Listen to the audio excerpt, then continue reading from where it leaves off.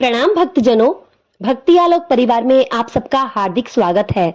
जैसा कि आप सब जानते हैं कि हम कार्तिक महात्म्य सुन रहे हैं और उसका 17वां और 18वां अध्याय हम कर चुके हैं। आज हम अध्याय 19 और 20 करेंगे।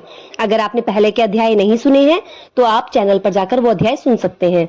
आइए कथा प्रारंभ करते हैं। राजा पृथु ने पूछा, हे नारद जी, अब आप ये कहिए कि भगवान विष्णु ने वहां जाकर क्या किया और जलंधर की पत्नी का पतिव्रत किस प्रकार भ्रष्ट हुआ। नारद जी बोले, जलंधर के नगर में जाकर विष्णु जी ने उसकी पतिव्रता स्त्री वृंदा का पतिव्रत भंग करने का विचार किया। वे उसके नगर के उद्यान में जाकर ठहर गए और रात को उसको स्वप्न दिया। वह भगवान विष्णु की माया और विचित्र कार्य पद्धति थी और उसकी माया द्वारा वह वृंदा ने रात में ही वह स्वप्न देखा कि उसका पति नग्न होकर सिर पर तेल लगाए महिष पर चढ़ा है। वह काले रंग के फूलों की माला पहने हुए है और उसके चारों ओर हिंसक जीव है। वह सिर मुंडाए हुए अंधकार में दक्षिण दिशा की ओर चले जा रहा है। उसने नगर को अपने साथ समुद्र में डुबा दिया इत्यादि बहुत से स्वप्न दिखाई दिए। तत्काल ही वह स्वप्न का विचार करने लगी। इतने में उसे सूर्यदेव को उदय होते हुए देखा तो सूर्य में उसे एक छिद्र दिखाई दिया। वह कांतिहीन था। इसे उसने अनिष्ट जाना और वह भयभीत हो रोती हुई छज्जे, अटारी तथा भूमि कहीं भी शांति को प्राप्त न हुई। फिर अपनी दो सखियों के साथ उपवन में गई। वहां भी उसे शांति नहीं मिली। फिर वह जंगल में से निकल गई। वहां उसने सिंह के समान दो भयंकर राक्षसों को देखा, जिससे वह भयभीत हो भागने लगी। उसी क्षण उसके समक्ष अपने शिष्यों सहित शांत मौनी तपस्वी वहां आए। भयभीत वृंद उनके गले में अपना हाथ डालकर उनसे रक्षा की याचना करने लगी। मुनि ने अपने एक हुंकार से उन राक्षसों को भगा दिया। वृंदा को आश्चर्य हुआ तथा वह भय से मुक्त हो मुनिनाथ को हाथ जोड़कर प्रणाम करने लगी।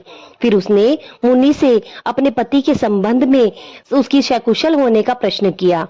उसी समय दो वानर मुनि के समक्ष आकर हाथ जोड़कर खड़े हो गए और जो ही मुनि ने भ्रुकुटी संकेत किया त्यों ही वे उड़कर आकाश मार्ग में चले गए। फिर जलंधर का सिर और धड़ लिए मुनि के आगे आ गए। तब अपने पति को मृत जाना हुआ देखकर वृंदा मूर्छित हो जमीन पर गिर पड़ी और अनेक प्रकार के दारुण विलाप करने लगी। पश्चात उस मुनि ने कहा, हे कृपा निधे, आप मेरे पति को जीवित कर दीजिए। पतिव्रता दैत्य पत्नी ऐसा देख कहकर दुखी श्वासों को छोड़कर मुनीश्वर के चरणों में गिर पड़ी। तब मुनीश्वर ने कहा, यह शिवजी द्वारा युद्ध में मारा गया है, जीवित नहीं हो सकता, क्योंकि जिसे शिवजी मार देते हैं वह कभी जीवित नहीं हो सकता। परंतु शरणागत की रक्षा करना सनातन का धर्म है, इसी कारण कृपा करके मैं इसे जिलाए देता हूँ। नारद जी ने आगे कहा, वह मुनि साक्षात विष्णु ही थे जिन्होंने यह सब माया फैला रखी थी। वह वृंदा के पति को जीवित करके अंतर्ध्यान हो गए। जलंधर ने उठकर वृंदा को आलिंगन किया और मुख को चूमा। वृंदा भी पति को जीवित देखकर अत्यंत हर्षित हुई और अब तक की हुई बातों को स्वप्न समझा। तत्पश्चात वृंदा सकाम हो बहुत दिनों तक अपने पति के साथ विहार करती रही। एक बार सूरत एवं संभोग काल के अंत में उन्हीं विष्णु को देखकर उन्हें ताड़ित करती हुई बोली, हे पराई स्त्री से गमन करने वाले विष्णु, तुम्हारे शील को धिक्कार है। मैंने जान लिया है कि वो मायावी तपस्वी तुम ही थे। इस प्रकार कहकर कुपित पतिव्रता वृंदा ने अपने तेज को प्रकट करते हुए भगवान विष्णु को शाप दिया। तुमने माया से दो राक्षस मुझे दिखाए थे, वही दोनों राक्षस किसी समय तुम्हारी पत्नी का हरण कर ले जाएंगे। स्पेश्वर जो तुम्हारा शिष्य बना है यह भी तुम्हारा साथी रहेगा। जब तुम अपनी स्त्री का विरह में दुखी होकर विचरोगे उसी समय वानर ही तुम्हारी सहायता करेंगे। ऐसा कहती हुई पतिव्रता वृंदा अग्नि में प्रवेश कर गई। ब्रह्मा आदि देवता आकाश से उसका प्रवेश देखते रहे। वृंदा के शरीर का तेज पार्वती जी के शरीर में चला गया। पतिव्रत के प्रभाव से वृंदा ने मुक्ति प्राप्त की। यहीं पर हमारा 19वां अध्याय समाप्त होता है।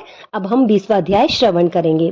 बोलिए श्री हरि भगवान विष्णु की जय।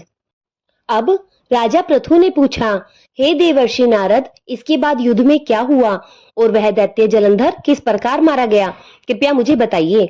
नारद जी बोले, जब गिरजा वहां से अदृश्य हो गई और गंधर्वी माया भी विलीन हो गई, तब भगवान वृषभ ध्वज चैतन्य हो गए। उन्होंने लौकिकता व्यक्त करते हुए बड़ा क्रोध किया और विस्मित मना जलंधर से युद्ध करने लगे। जलंधर शंकर के बाणों को काटने लगा, परंतु जब काट ना सका तब उसने उन्हें मोहित करने के लिए माया की पार्वती का निर्माण कर अपने रथ पर बांध लिया। तब अपनी प्रिया पार्वती को इस प्रकार कष्ट में पड़ा देख लौकिक लीला दिखाते हुए शंकर जी व्याकुल हो गए। शंकर जी ने भयंकर रौद्र रूप धारण कर लिया। अब उनके रौद्र रूप को देखने कोई भी दैत्य उनके सामने खड़ा ना हो सका और सब भागने और छिपने लगे। यहाँ तक कि शुंभ निशुंभ भी समर्थ न रह सके।